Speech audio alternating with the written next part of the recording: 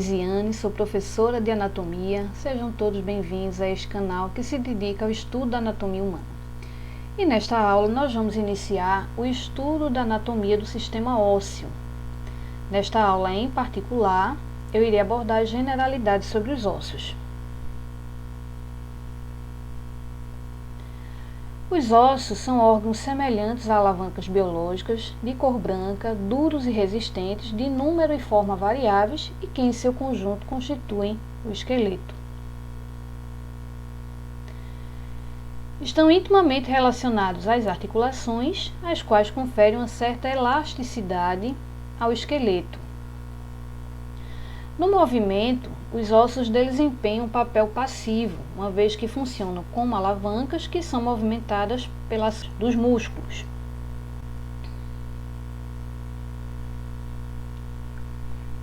Os ossos, constituindo o esqueleto, apresentam uma série de funções. Uma delas é a função de sustentação. Situados em meio às partes moles do corpo, os ossos provêm arcabouço para suspensão e sustentação de elementos de outros sistemas do corpo. Outra função é a de proteção.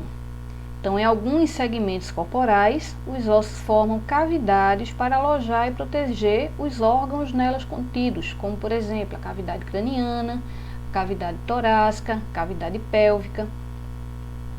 Outra função é a função de fixação muscular. Os ossos funcionam como alavancas movimentadas pelos músculos inseridos no esqueleto. Dessa forma, os ossos têm uma ação passiva, enquanto que a musculatura exerce uma função realmente ativa no movimento. Outra função dos ossos é a de formação de sangue. No final da fase intrauterina e na infância, os ossos, por meio da medula óssea, são responsáveis pela formação de elementos figurados do sangue. E por fim, os ossos também têm a função de armazenamento de minerais, é um reservatório de minerais. Os ossos constituem também importante reservatório de íons do organismo, principalmente íons cálcio, fosfato e magnésio. O conteúdo mineral dos ossos tendem a ser constantes em condições normais, porém em permanente ajuste com as necessidades do organismo para manter a homeostase. Então, por exemplo, numa deficiência nutricional de cálcio, é retirado o cálcio dos ossos para manter os níveis homeostáticos de cálcio na corrente sanguínea.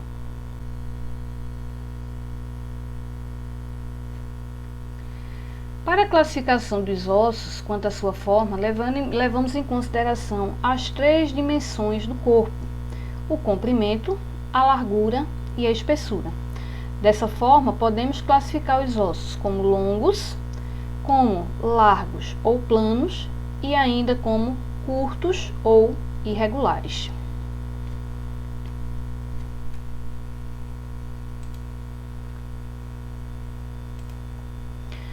Os ossos longos são aqueles cujo comprimento excedem a largura e a espessura, tem um comprimento maior que sua largura ou que sua espessura. Geralmente, esses ossos são encontrados nos membros. Os ossos longos apresentam um corpo, que é a parte do meio, chamada de diáfise, e apresentam duas extremidades, chamadas de epífise, sendo sempre uma epífise proximal e uma epífise distal.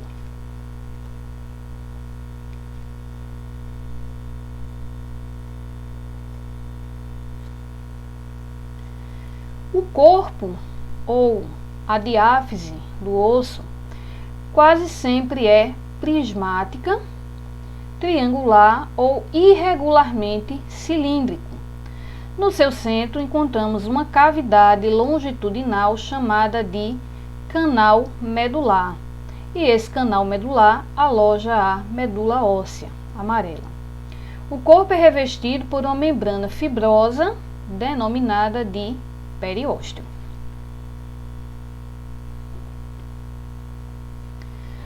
As epífises, elas são mais volumosas que é diáfise, e apresenta algumas superfícies lisas, as superfícies articulares, superfícies que articulam com outros ossos, e ao redor das superfícies articulares encontram-se eminências ou depressões rugosas para a inserção dos ligamentos e músculos.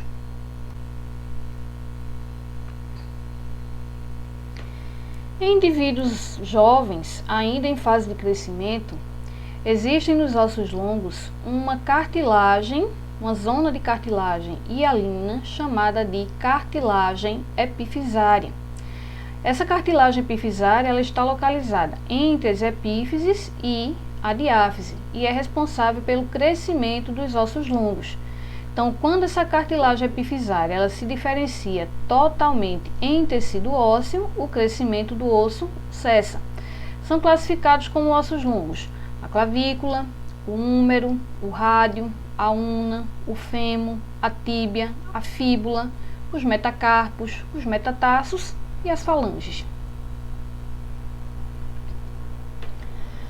Os ossos largos ou planos são aqueles nos quais o comprimento e a largura eles excedem a espessura. São encontrados geralmente formando cavidades orgânicas, como por exemplo a cavidade craniana, a cavidade pélvica, a cavidade torácica, alojando e protegendo os ossos nelas contidos. Esses ossos largos, eles apresentam duas faces, uma face interna e uma face externa. Essa face interna ela é voltada para o interior, enquanto que a externa voltada para fora. Também apresentam margens ou bordas em número variável a depender da sua conformação. Algumas dessas margens elas são articulares e servem para articulação com ossos vizinhos. Outras são rugosas e se prestam à inserção musculares. As faces elas são revestidas pelo periósteo, tanto internamente quanto externamente, e as bordas, as margens, elas são revestidas por, nós vamos encontrar tecido fibroso ou cartilaginoso. E são classificadas como ossos largos, a escápula, o externo e muitos dos ossos do crânio. Os ossos curtos são aqueles nos quais as três dimensões elas se equivalem. Então, são encontrados em regiões do corpo que necessitam de grande resistência. Apresentam movimentos variados, porém pouco extensos. Os ossos curtos, eles têm forma mais ou menos cúbica e apresentam uma série de facetas, umas destinadas às articulações e outras destinadas à inserção de músculos e ligamentos. As facetas elas são articulares, são revestidas pelo periósteo e são classificados como ossos curtos, os ossos do carpo na mão, os ossos do tarso nos pés e a patela.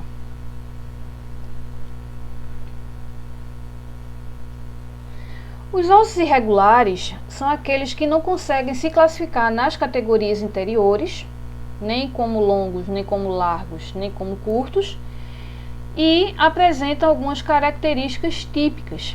Apresentam uma série de saliências, depressões, reentrâncias, orifícios que dão aspecto especial. São os ossos irregulares. As vértebras são classificadas como ossos irregulares, os ossos do quadril e alguns dos ossos da cabeça.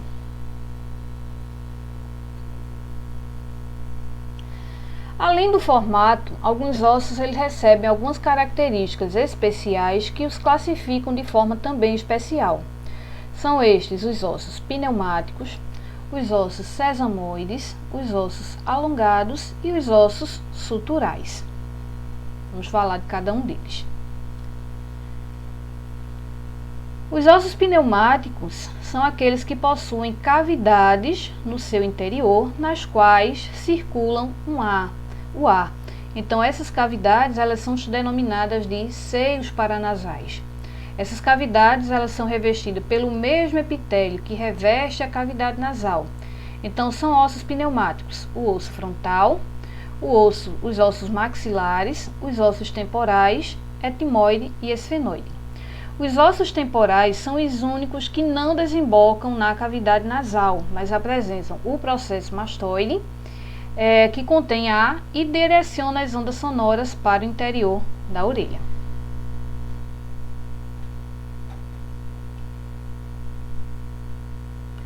Os ossos sesamoides são ossos que se desenvolvem no meio de certos tendões ou da cápsula fibrosa de certas articulações,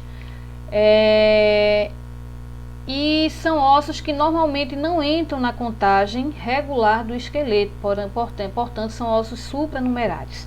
Então aqui nessa imagem a gente mostra aqui um osso sesamoide que se formou na mão. É muito comum encontrar na mão de pessoas mais de idade a formação desses pequenos ossos.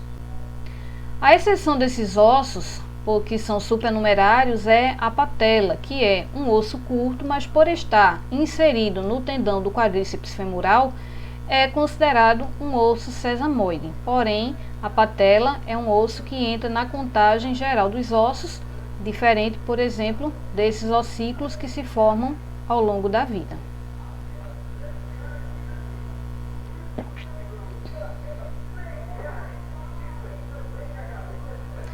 Os ossos suturais também são ossos supranumerários que se formam nos centros de ossificação usuais do crânio. São encontrados acidentalmente entre os diversos ossos do crânio, mais precisamente ocupando as suturas, que é o tipo de articulação entre os ossos do crânio. Então aqui nessa imagem nós estamos aqui mostrando alguns ossos suturais que se formaram entre as suturas durante a sua calcificação.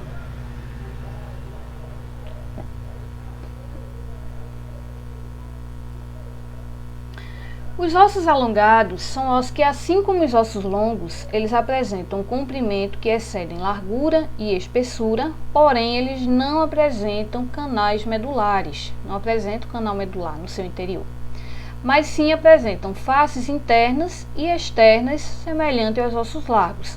As costelas, eles são exemplos de ossos alongados. Quanto à estrutura, cada tipo de osso, de acordo com a sua classificação, vão apresentar algumas características importantes. Então, os ossos são formados por partes duras e por partes moles. As partes duras e rígidas são formadas pela substância óssea, enquanto que as partes moles são formadas pela medula óssea. A substância óssea é de cor esbranquiçada e de consistência lenhosa, bem dura, e apresenta-se sobre dois aspectos: a substância compacta e a substância esponjosa. A substância compacta é formada por lâminas ou trabéculas ósseas imediatamente aplicadas umas sobre as outras, sem apresentar cavidades intermediárias, formando um tecido mais, como eu poderia dizer, mais maciço. Enquanto que a substância esponjosa, ela é formada por lâminas de diferentes orientações que entram em contato apenas em certos pontos, motivo pelo qual deixam entre si um sistema de pequenas cavidades nas quais se acumulam a medula óssea. Dessa forma, a aparência da substância esponjosa se assemelha a uma esponja. A medula óssea é um tecido mole de consistência polposa que se encontra em todas as cavidades da substância óssea, tanto na cavidade do canal medular quanto nos espaços ocos da substância esponjosa dos diferentes tipos de osso. A medula óssea se apresenta sob dois aspectos, podendo se distinguir entre medula óssea amarela e medula óssea vermelha ou rubra.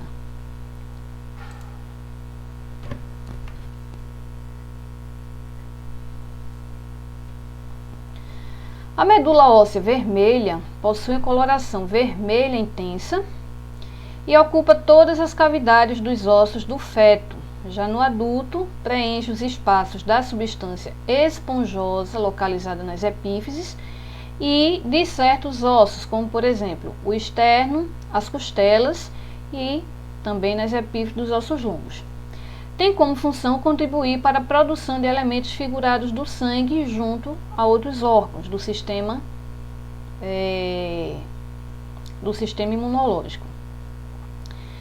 Enquanto que a medula amarela, ela ocupa quase que a totalidade das cavidades ósseas do adulto, principalmente o canal medular dos ossos longos. Assim como a medula óssea vermelha é própria do feto, a medula óssea amarela ela é própria do adulto. Na medula óssea amarela, as células elas são ricas em gorduras e perdem sua capacidade de produzir os elementos figurados do sangue em virtude de, no adulto, haver sido completamente o desenvolvimento dos órgãos determinados para tal finalidade, os órgãos hematopoéticos.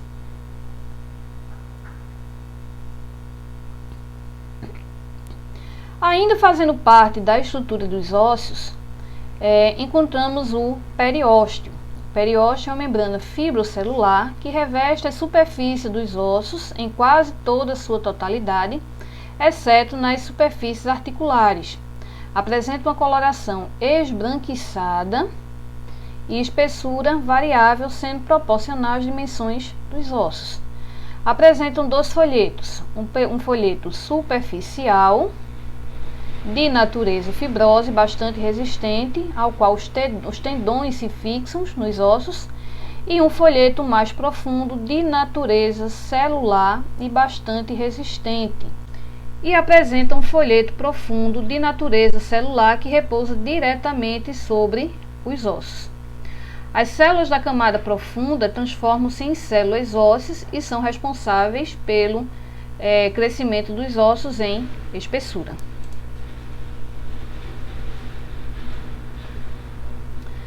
Bom, então vamos falar um pouco da estrutura de cada tipo de osso, dos ossos longos, dos ossos largos e dos ossos curtos.